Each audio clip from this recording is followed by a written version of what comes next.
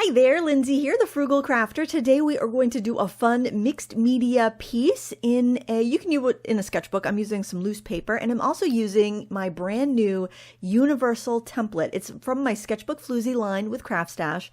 I'll have a link in the video description, but these aren't available to purchase until Friday the 13th, which I know, ooh, that's an ominous date. But you can kind of see how you use it. You basically put this grid or this template over your paper. Sorry for my head in the way. And you can mark out your boxes by just using a pencil and using the horizontal and vertical little slits there. And then you can use the outside of the template to trace the boxes, and you can use either a squared edge or one of the three rounded off corners. So you have a lot of different options here. Basically, I wanted to make this as universal and as useful as possible, and I chose a thicker acrylic material for this rather than the more flexible, flimsier, regular stencil material. So if that's something you'd find useful, it's around $16.50. So I think it's a great value for under 20 bucks. If you want to check it out, there'll be a link in the video description. And again, available on Friday the 13th. So what I'm doing now that I've got the cells drawn out and inked is I am just sketching with a pencil some basic poppy shapes. And if you'd like a real-time version of this tutorial, you can find it up now in Critique Club. The piece actually took about 2 hours, which I know seems a little crazy considering how small it is, but we threw a lot of different mixed media techniques in here and different products, so it was a lot of fun. Now the paper and paints I'm using are from this nifty little set that I am working on a review for from Lightwish. It's actually Miliang. It's a new set of paint. Well, the paints have been around. It's the 48 set of Miliang paints, but it's in this clipboard, like nurse's clipboard type packaging. It comes with paper, 100% cotton paper.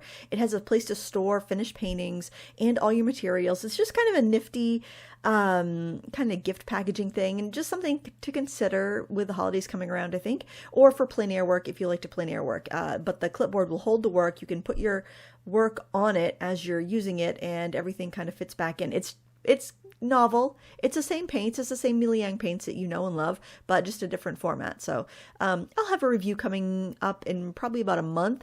But yeah, it's a nice little gift set. But anyway, I'm using some waterproof pens to ink the drawing that I did with a pencil, and these are the Ohuhu fine liners, the liquid filled fine liners. I'm really kind of hoping, I've been using these for a while. They are very juicy pens. So I do give them a little extra time to dry before I watercolor over them, or I heat set them just to be safe. But as far as using them, they're just like using any old fine liner. You can use any Micron, any waterproof pen you have, honestly. The nice thing about a pigment waterproof pen like a Micron or a fine liner that's a pigment-based fine liner is that it's less likely to fade compared to, say, a fine tip Sharpie. But if you just want to get the experience, you want to play, you're in a sketchbook, you can definitely use an ultrafine tipped Sharpie, and that would be totally fine. You just don't have as much variety in the nibs. You can always use it on the edge to get a thinner line. But this set came with like 10 different pens, I think, with different nibs. So you could have a thicker line or a thinner line, depending on what you like. But to be honest, I pretty much use a 0.3 micron or a 0.3 fine liner for the most part for most of my inking. So if you do want to save some money and buy one pen, you can buy one at any arts and crafts store. Just buy that one pen. We're all a little different. We all have different like heavy-handed or light-handed applications. I try not to go smaller than a 0.3 though, just because on watercolor paper it can kind of wear the nibs down. That said, the liquid-filled liners, sometimes I'll go down to like a 0.1 or a 0.2 just because it feeds more ink than your typical fine liner that's got like the pad inside of it. I'm hoping these liquid filled ones last longer. They are a little bit more expensive than the regular fine liners, so I think it's due to more ink being in them, but time will tell. Time will tell to see how long they last versus like a Micron or a, pad filled fine liner. Honestly, they all work about the same though, so just use what you have if you have something, and if not, shop around, I guess. Get what you like. Get the brand you like. I'm doing just a wet and wet background here, and obviously you can use whatever watercolors you have. I do like the Miliang paints because they're so affordable. Now, something I noticed that's different with this set versus, because I've received these, like I received this set to review. Miliang sent it to me, but I have purchased them in the past as well because I use them for classes. I find them to be a really good value. One thing I notice is that Wet n Wet washes with them, they flow fine, but they're not as flowy as other brands of watercolors that I've used. They're kind of, I would say, in the middle to a light flowing brand, kind of similar to a Schmincke, really. They're very inky looking. They may have some dye in them. The 52 set of Miliang paints have pigment information, and I'm not sure if it's on the Amazon listing or if you have to have the set to see that. I think I scanned my my swatches from that. They don't all have the same paints, the same colors, so it's for what it's worth, you know, but they behave very well. They're very transparent, which is why I chose them for this project where I was going to be doing inking. Now, keep in mind, I didn't really anticipate I was going to do mixed media to this when I started it, so I ended up adding watercolor crayons to this, so I have to do some over inking anyway because they're kind of opaque, but that's why I chose this palette, because it's so good for pen and ink or line and wash techniques. Wanted to use a limited palette, which I did. I ended up using like a lemon yellow or turkey blue, which is kind of like a peacock blue. And what I was going to say about this is that red there, that's like a kind of like a naphthol crimson color, but they called it magenta for some reason. I'm not sure why, but they do in their sets. It's kind of funny. It's not what I would consider a magenta. But anyway, some of the colors in this new set are different looking. Like the pans themselves appear to be extruded pans rather than liquid poured pans, which they've always been in the past. I did, in the review that will be forthcoming, I did swatch the pans that looked extruded versus my older pans that looked liquid poured, and they looked exactly the same, painted out. So I do think they've changed the manufacturing, like how they're making the pans, but the quality doesn't appear to be changed. I did ask my rep about it, and she said it's the same paint. So I don't know, maybe they're using new machines but using the same formulation. Just, I don't know. I like an extruded pan personally because I feel like they last longer. I use these paints for my 30 Days to Better watercolor paint, not this set, it was another set of 36 I purchased, and I have, after 30 paintings, I have major dents in the like 12 colors I pulled out to do that class with. So the extruded paints might last longer, at least they seem to in my non-scientific experience, but I did want to mention that because I thought it was really interesting, and I, for one, would be kind of excited if they were changing the formulation to extruded pans without increasing the price, which would be the, we would see if that is the case. But they still, like, if you're just buying that 36 set colors without the metallics, they're still running around $20, which is what they were when I first bought them back in 2016 or 2017, when I first discovered the brand. And, you know, I bought them out of curiosity, and then after they saw my review, they've sent me all the updates, so I would know what's up, I guess. But, I mean, look how vibrant the colors are. They're gorgeous. I'm using raw sienna and the color they call magenta, which is really more of a naphthol crimson, but you can see, gorgeous. And so I kept using the same colors over and over again, that corally color that I made behind the poppy seeds there, that was that magenta. I'm doing quotes, you can't see them, plus raw sienna, or they call it a different name. That's the other thing that is a little bit frustrating with using some of the budget brands, is that they don't call it by the same names. They don't call the colors the same names, but you're going to get that with also craft grade paints, like and a lot of kind of more boutique paints. So I tend to use the more tried and true names, because I figure you may be using Winsor & Newton, you may be using Schmincke, I mean, you may be using a bunch of different brands. I try to pick the name that is most likely to be called. But after, the more experience you get with painting, the more you're going to be able to understand and see those undertones and kind of know what I say when I say alizarin crimson, or I say magenta, or I say quinacridone red, or naphthol crimson. You're gonna know, I think, just with the more experience. So if I ruled the world, if I ruled the art supply industry, I'd say, listen, let's get together and call these by their basic name given by the pigment information, or the pigment number you use to make the paint. But I don't run the world, and I guess telling people what they have to call their paints is not nice, but that's what I'd do if I was the king of the world or the queen of the world. Don't hold your breath, guys. But the paints are beautiful and they're affordable, and I thought this gift set was really kind of sweet. I'll link to it. You can see it. It's got like a clipboard with these divided layers, which I'm a sucker for art supply storage. So, you know, you had me at layered clipboard. Come on, you had me at Miliang. Yeah. So now I'm using this is one of my absolute favorite products. These are the Neocolor 2 watercolor crayons, or I think they might be called water soluble pastels, by Karen Dosh.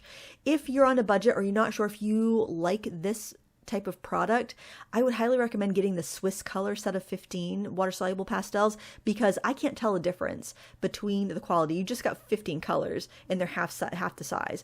I don't think they're any cheaper for what you're getting, but you get 15 colors for around $10 on Blick. So for such a low expense to have that many colors to try to see if you like them, I think you can't really go wrong. And they're all very versatile, useful colors. So if you do love them and you end up investing in a larger set, or you end up investing in some more open stock colors, they're all going to work together. And you could always keep the smaller set for a travel set, or you could keep it with your other ones, just buy a few open stock colors and build your stash over time. That palette there, you can kind of see peeking out of the corner of the screen. That's just a cheap $2 Ocean State Job Lot palette that I bought to sharpen my crayons into. So if you see a really sharp crayon, I just sharpen it and I save the shavings, because it's all usable product. And that's what I really love about these, is not only are they like gouache in a stick and they're so fun to use and the quality is so nice, I like that there's absolutely no waste. If this was a watercolor pencil and I had to sharpen it, I'd have to throw the shavings away unless it was a woodless pencil. But since this is a woodless product, I peel off the wrapper, I sharpen it into a palette, I spray it with a little water so it turns into a pan of paint, and then when I need to cover an area or I want to get a super duper fine detail, I can use a super duper fine paintbrush and pick up some color and apply it. Or I can use a large paintbrush and I can get a full wash of color, kind of like gouache, but since it's got that bit of wax in it, it doesn't crumble and fall out of my palette like sometimes when you pan gouache and you let it dry out, it does. Also, I've tried many different brands of water-soluble crayons, water-soluble pastels, and the Karen Dosh Neocolor, I believe, gives you the best bang for your buck. It's maybe a little bit more expensive, but for how long-lasting it is, how well it performs, I really recommend it. Now, there is another brand that I think works really well that's a little bit cheaper, doesn't have as many colors, and I think it may be available open stock in some areas, but it's the Lyra, I think it's called Aquacolor, but Lyra. They're also really good. So if you see a good deal on those, grab them. I would say they're like 95% as good. Now there's other brands that make like watercolor crayons and watercolor pastels that just are a lot more translucent. They don't pack quite the punch. They're more like a watercolor. They're more like a student grade watercolor paint, I would say, in a sticker. They're almost like a woodless watercolor pencil. And for that, if you buy them for that cause, I think you'd be pretty happy with them. But as far as like a watercolor pastel, if you want it to be gouache and opaque, definitely give the Neocolor 2 or the Lyra brand a chance. Derwent made a product called Art Bars, which were also really good, but they no longer make them. And I think there was a time where there were a lot of these types of products around, but I think they all maybe came out at the same time and all kind of were too similar and didn't quite, they all couldn't survive in the market. Another brand that is very similar to this, but is kind of expensive for what it is, in my opinion, would be the Stabilo Woody crayons. They are really chunky. Actually the lead of the crayon is about like a Neocolor 2, but they have a wood casing. So if you're prone to breaking the pastels, or you want a chunkier thing to hold on to, I would recommend them. But if you just want the media, I recommend the Neocolors or the Lyras, because for your money, you're getting more product. And you have more variety of colors, you have more choice, they're easier to find. But the Stabilo Woodies are also very similar, and you could definitely use them in this project. So if you had them, you don't need to go buy anything else. But if you're buying new, I highly recommend the Neocolor 2, unless you really need that chunky wood casing. So anyway, that's my 2 cents. Obviously, you should look around your stash and see what you have. Maybe you have some gelatos. Maybe you have some Tim Holtz distress crayons. Maybe you have some gel crayons from a different brand. They're all going to be similar. Will they work exactly the same? Not exactly, but they will work and they will get the job done. So before you buy something, see if what you have works already. If it does, great. If you feel like, it's all right, maybe I want to upgrade, then you can. But it's always best to use what you have first. See if it works before you get starry-eyed over the latest and greatest thing. Now here I'm using some acrylic markers. These are Artix acrylic markers. And I'm just kind of adding some opaque details. They're kind of semi-opaque, I would say. Because they are all like brush tipped, they have to have a little bit of a thinner consistency. And their black barreled ones are more like a liquid gouache, whereas the white barreled ones are more of an acrylic paint pen.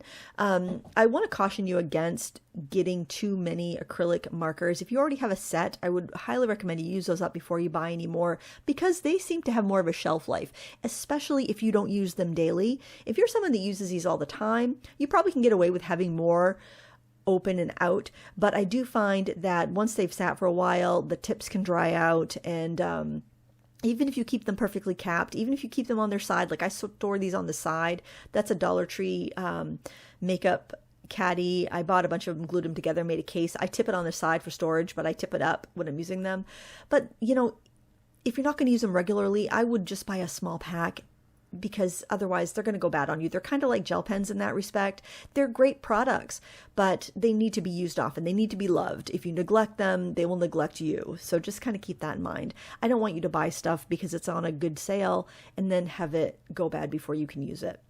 Now, this is a technique I absolutely love, and this is some stamping, and I'm doing a technique called masking. So I'm just taking Post-it notes and laying them over my work and stamping over them. Now, you can get Post-it notes in plastic as well. Here I was making a mask, and then I realized, oh, I made the wrong side. I made it like I was going to stamp the background. So I just kind of used the clear plastic Post-it note to make a mask for the rounded corner, and then I could see through it. You could probably do that with a regular Post-it note too, but I did have the clear ones, and I'll probably save them because they're plastic. I can wipe them off. I'll probably save them in the packaging of my template so that I can, my Sketchbook Floozy template, so I can have little masks to match the rounded corners. So that's something you can do. Even with a paper one, you don't need to throw them away unless the ink saturates them so much that it's like seeping through your Post-it note. So I guess that would be a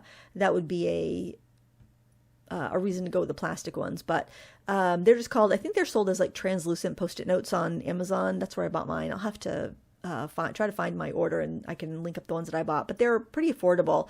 But since they are plastic, I try to be mindful about how I use them and reuse them. And with the Post-it notes too. I mean, because, hey, we don't want to buy things twice if we don't have to, right? If we can keep using the same thing and getting the more bang for our buck, why not? And honestly, when you're doing the stamping techniques, I would recommend just like that clear one of the script is one of my it's not a Sketchbook Floozy, it's one of my Frugal Crafter stamps. But the other ones are stamps I've had for, oh my gosh, probably 15 years in my stash. Basic designs that you like are always going to be trendy. Or trendy is the wrong word. They're always going to be timeless, right? If you buy something because you like it, not because it's trendy, you can use it over and over again in the future, and it's not going to look dated. If you buy something because it's trendy, chances are that's going to look dated after a while. And you're not going to like it if you buy it because it's a trend, and then 5 years from now, the trend is gone. If you didn't like that thing to begin with, you're not going to use it. So I'm not saying don't buy things that are new and trendy. If you like the trend, if it's something you honestly, first time you saw it, you're like, yes, I love it, then buy it and use it. But if you saw it and you're like, oh, I don't know about that, but after 5 or 6 times you saw it, you're like, oh, actually, I kind of like that, then it's probably a trend, and you're probably liking it because it's familiar and not because it's something you truly like. So just kind of ask yourself when you're going to buy something, did I like this when I first saw it, or did I need a few times to see it before I liked it? And if you needed a few times to see it, then maybe it's a trend and maybe it's not something you're going to use for the long term. So just kind of weigh that and ask yourself, is this something that you anticipate wanting to use for the long term? And if you're like, no, I just want to try this out, it looks fun, but I'll probably give it away in a month, then okay, go for the trend. But if you're like, no, I want to invest in something I'm going to use in 10 years, then, you know, think about if it's something you really like, if it's really your style, or if you're just wanting to try out that trend on. And maybe if it's just want to try a trend on, maybe you want to borrow it or buy it secondhand, or, you know, do you. Just be aware of what you're buying and how likely you are to use it in the future. So now I'm going in with some more acrylic markers after I've done the stamping to make anything that I obscured too much pop back to the forefront again. And this is really salt to taste, basically.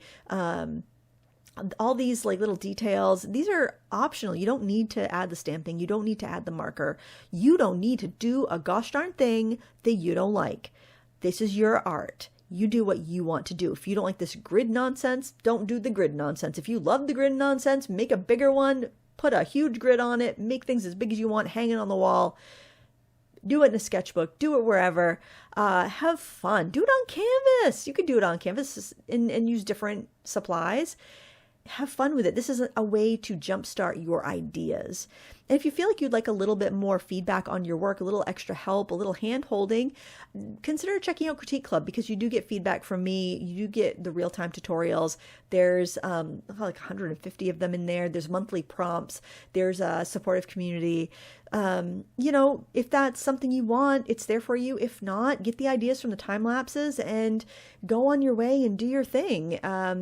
Yeah, if the Sketchbook Floozy Universal Template would be useful for you to mark out pages, maybe you can think of other uses for it, then go ahead and buy it. If not, if a ruler is suiting you just fine, that's fine too. I also have templates that are kind of a little bit more laid out for you. So you just slap it down, trace it, and go on your merry way. You don't have to decide what you want for cells. I wanted a universal template so that it would be kind of one and done, and you could make it exactly the way you want to. But I know sometimes you just want something easy to put down. So, you know, those are there too. I love how this came out. I think it's looking so cute. But of course, you know me, and I can't leave well enough alone. So I've got my bleed proof white. I'm adding some water to it, and I'm going to spatter.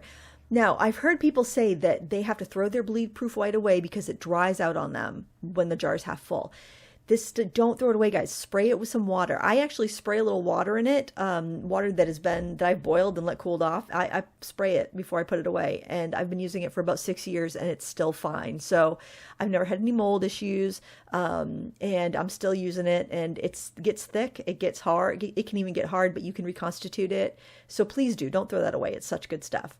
But anyway, that's all I have for you today. I will link to everything I used in the video description if you're curious.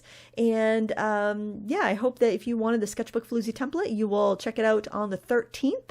I think that's the day this is coming out, or maybe, yeah, this will come out on the day the Sketchbook Floozy templates are available. Check it out if you like. And until next time, happy crafting. Bye.